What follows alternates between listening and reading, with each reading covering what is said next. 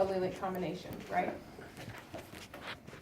All right? Mm-hmm. Okay, some of y'all looking on like, did I not read it? I don't have my glasses on.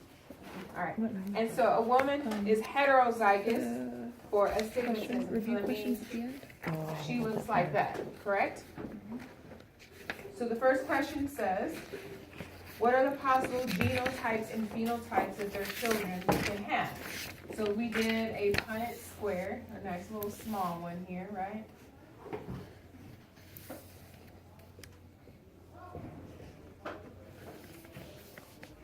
Okay, so the possible genotypes are this or this, right?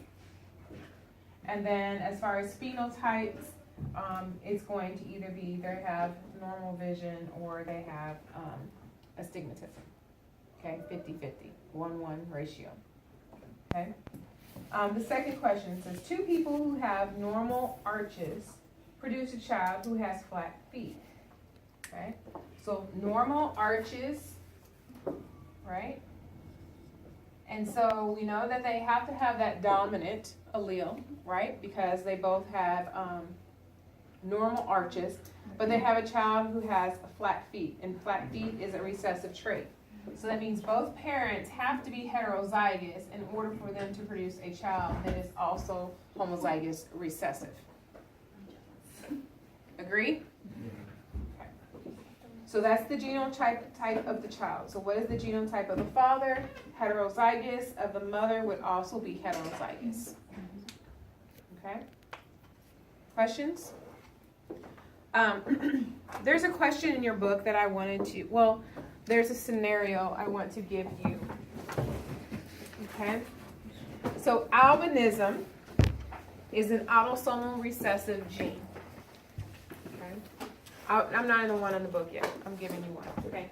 So albinism is homozygous recessive, right? It's a recessive, autosomal recessive. When we say autosomal, that means that it's on our non-sex genes. So our non-sex chromosomes. So basically chromosomes 1 through 22, right? And then 23, that 23rd pair is going to be the sex chromosomes. Okay? So albinism is autosomal recessive. So we have two parents that have normal pigmentation and they have an albino child. Okay? So if the child is albino, that means that they have this particular genotype, right? If both parents are normal, but they were able to have an albino child, right? Our parents then are going to be heterozygous, correct? Mm-hmm.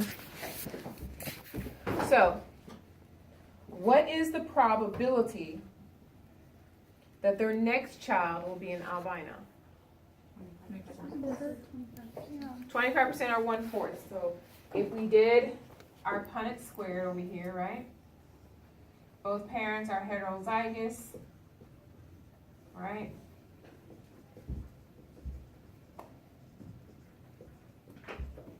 Right? So here's the albino child, right? So it's 1/4 or 25%, correct? Okay, so now, my next question. What is the probability that their next child will be an albino girl? So how is this going to change your answer? Don't you have to do the probabilities together, like 50% plus 25? Would it be plus or multiply? Or multiply?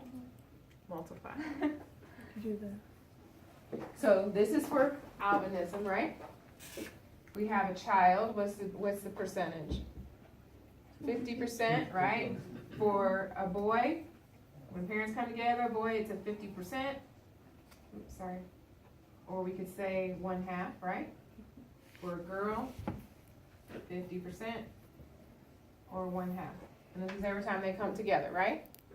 So every time mom and dad comes together, there's a 4th chance that they'll have an albino and a 1/2 chance that it's going to be a boy or a girl. And so since we're asking for an albino girl, we would do 1/4 times 1/2, which gives us 1/8. Mm. See how that works? So now my next question then is, what is the probability that their next 3 children will be albino? How do you think you'd go about answering that question? Is it a quarter times 3? Exactly. So every time, remember I said every time they have a child, it comes right back, right? So 1/4 times 1/4 times 1/4 is 1/64. See how that works? What was the question? The question was, what is the probability that their next 3 children, it doesn't designate boy or girl, it says the next 3 children will be albino. What if the question said, what is the probability that their next 3 children are boy albinos? 1/8 times 1/8 times 1/8, right? Because we identified that an albino girl was 1/8. If it was an albino boy, it's still going to be 1/2 times 1/4, which is 1/8. And so the probability of their next 3 children being boys who are albinos would be 1/8 times 1/8 times 1/8. See how that works, everybody? Yep. Okay. Another question. This is in your reading, so make sure you read this particular chapter for your quiz on Tuesday. If this is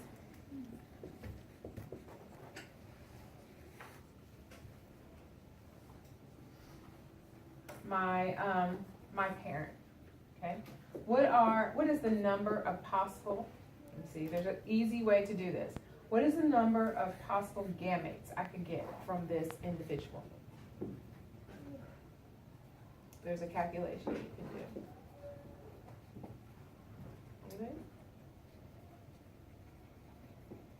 No? So, how many combinations can we get from that one? 2. This one? 1. This one? 2. 1. Okay? So the way to do your calculation, you would say 2 to the n, and the n represents the number of combinations. Okay? So since this particular one I can get 2, and this particular one I can get 2, right? So there's only 1, 2 that has that difference. I would do 2 to the 2nd power, right? And that would then tell me the number of different gametes I could get from this individual. Because these are only 1, so I can only get this particular scenario. So these 2 are the only ones that are going to make a difference in what my gamete will look like. So B was. So let's do a different, let's do another one. It's Kaylee, right? Yes.